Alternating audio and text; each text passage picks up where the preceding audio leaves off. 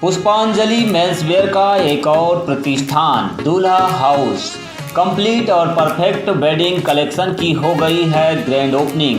शादी ब्याह की खरीदी के लिए चले आइए अब हमारे नए प्रतिष्ठान में, जहां आपको मिलेगा कोट सूट, ब्लेजर, शेरवानी के साथ ब्लैकबेरी कंपनी के किफ़ायती जैकेट और सूट ब्लेजर, मान्यवर कंपनी के ब्रांडेड कुर्ता पाजामा, जैकेट, साफा मोजड़ी, dupatta, party wear, Indo western का एक से बढ़कर एक कलेक्शन। हमारा पता है दादाबाड़ी स्कूल के पीछे इतवारी बाजार के पास बालाघाट। संपर्क करें 9425138551।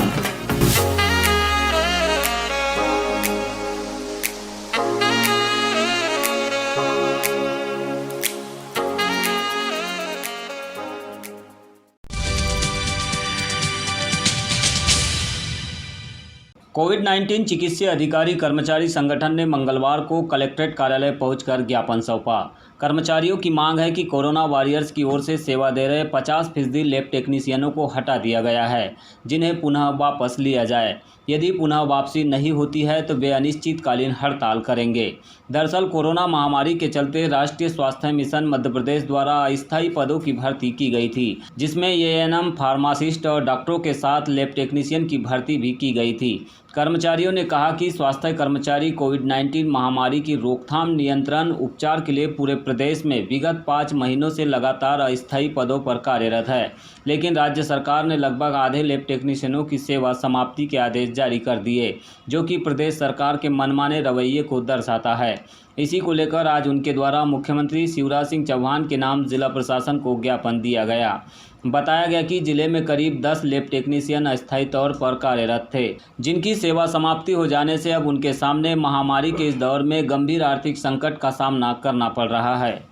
21 लैब टेक्नीशियन थे पूरे ज़िले में, जिसमें से 11 का केवल अभी सिलेक्शन यानी अभी रखा गया है और जिसमें से 10 लोगों को निकाल दिया गया है। तो मैं प्रदेश की सरकार से ये जानना चाहता हूँ कि क्या कोरोना ख़त्म हो गया है कि 10 लोगों की नियुक्ति यानी 10 लोगों को हटा दिया गया है, जिसमें से आज हम लोग यहाँ पर उपस्थित हुए हैं। ये तो क्यों हटाए, क्या बोल के हटाए? ये बोल के हटा दिए हैं कि आप लोगों की भी आवश्यकता यानी इतना ये आवश्यकता नहीं है इतने टेक्नीशियनों की, और उनका क्या पर्सनल प्रॉब्लम है सरकार का ये नहीं पता मुझे, मगर बजट नहीं। अभी जिले भर में कितने काम कर रहे हैं टेक्नीशियन? अभी जिले भर में 21 थे, 21 में से हम लोग 11 लोगों काम कर रहे हैं आज की डेट में। अच्छा, बाकी 10 लोगों को निकाल। कितने दिन हो गए 10 लोगों को निकाल दिए? कल ही आदेश जारी हुए हैं, तो निकाल दिए। अच्छा, इसका जो तुमको मानदेय मिलता था वो पूरा मिल गया? जी, मानदेय इसमें पिछले मंथ का भी रुका हुआ है। अच्छा, तो और कुछ लोगों का रुका हुआ है जिसमें 2-3 महीने का 2-3 महीने का मिला। तो अभी क्या मांग को लेके आए थे? मांग को लेकर ये आए थे कि जिन 10 लैब टेक्नीशियनों को निकाला गया है, इनकी पुनः वापसी की जाए सेवाओं के लिए। यथावत रखा जाए। अच्छा, जैसे कि मांग पूरी नहीं होती तो फिर कैसा होगा? तो जैसा कि भोपाल में चल ही रहा है हड़ताल का जो चल रहा है, और बाकी ज़िलों में भी चल ही रहा है थोड़ा थोड़ा, तो फिर जो भी हड़ताल वगैरह होगी, जो भी कार्रवाई होगी की जाए।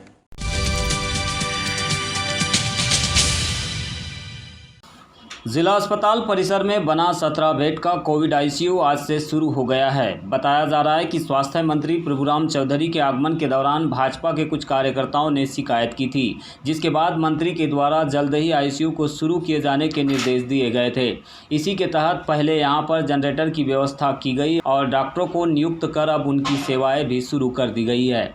मंगलवार को जब इस आईसीयू की स्थिति जानने का प्रयास किया गया तो यहाँ पर आईसीयू में कार्यरत चिकित्सक और कर्मचारी तो नजर आए, परंतु मरीजों को फिलहाल यहां पर भर्ती नहीं किया गया।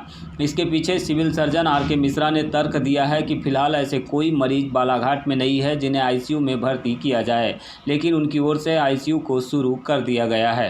कोविड आईसीयू हमने शुरू कर दिया, कल से शुरू कर दिया मैंने, और जनरेटर की सर में पास बैकअप नहीं था, जिसकी वजह से माननीय हेल्थ मिनिस्टर साहब से हमने रिक्वेस्ट किया था, और तो हेल्थ मिनिस्टर साहब कहा था ठीक से व्यवस्था कर लें, और हमारे माननीय रामकिशोर कावरे साहब, गौरी शंकर जी, इनकी कृपा से और हमारे कलेक्टर साहब की मेहनत से जनरेटर एक हमने व्यवस्था कर लिया है, जो डीएम फंड से कलेक्टर साहब जो तो उसका पेमेंट करने वाले हैं, और लग गया है, और हमने कल से शुरू कर दिया, ड्यूटी भी लगा दी, रात में भी चालू हो गया हमारा आईसीयू। तो आईसीयू यूनिट में भर्ती मरीजों की क्या प्रक्रिया अपनाई जाएगी आप, क्योंकि आज तो खाली ही नजर आया, हाँ, जबकि अभी मरीज आए नहीं रहे हैं क्योंकि इस समय मुझे ऐसा लग रहा है कम पेशेंट भी कम हैं। आईसीयू के जबकि 2 मरीज जो हैं रेफर किए गए हैं जी। कोविड के 2 मरीज रेफर किए गए नहीं, हैं। वो जो जिसके हमारे यहाँ ये है कि जो संभव जितना हमारे पास सुविधा है उस हिसाब से हम मरीजों को यहाँ रखते हैं। जब ये लगता है कि हमारे पास सुविधा नहीं है वो चीज़ की, तो उसको हम लोग refer medical college Chhindwara refer कर देते हैं।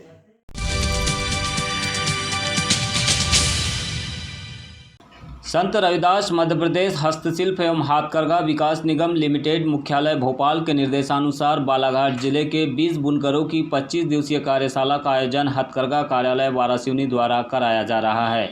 इस कार्यशाला में कॉटन शर्टिंग एवं ड्रेस मटेरियल की नवीन डिजाइनें विकसित की जाएगी और उत्कृष्ट हाथकरघा उत्पाद तैयार कराए जाएंगे। इस कार्यशाला में भाग लेने वाले बुनकरों को मजदूरी क्षतिपूर्ति के रूप में 210 रुपये की प्रतिदिन की दर से राशि प्रदान की जाएगी। मजदूरी क्षतिपूर्ति की यह राशि बुनकरों के बैंक खाते में जमा कराई जाएगी। इस कार्यशाला में भाग लेने के इच्छुक बुनकरों से आवेदन पत्र आमंत्रित किए गए हैं। आवेदन पत्र संत रविदास मध्य प्रदेश हस्तशिल्प एवं हाथकरघा विकास निगम कार्यालय मिनी ITI वारा के पास वारासिवनी में जमा कराए जा सकते हैं। प्रशिक्षण के लिए पात्र हितग्राहियों का अंतिम चयन स्थानीय कमेटी द्वारा किया जाएगा।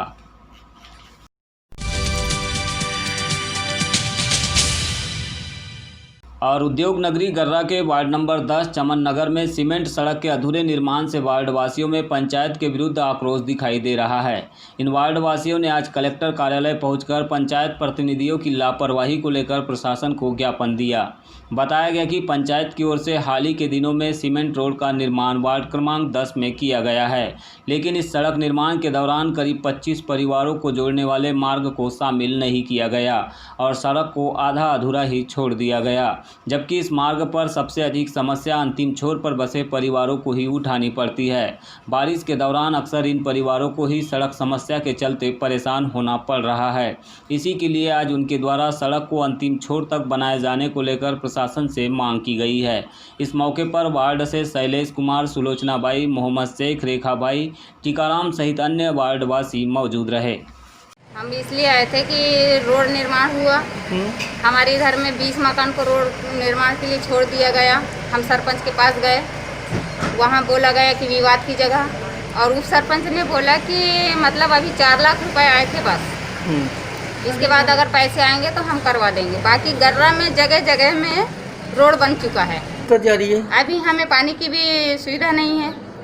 3 साल करीबन हो गया, नल कनेक्शन दिया गया है लेकिन पानी कुछ भी नहीं आ रहा है।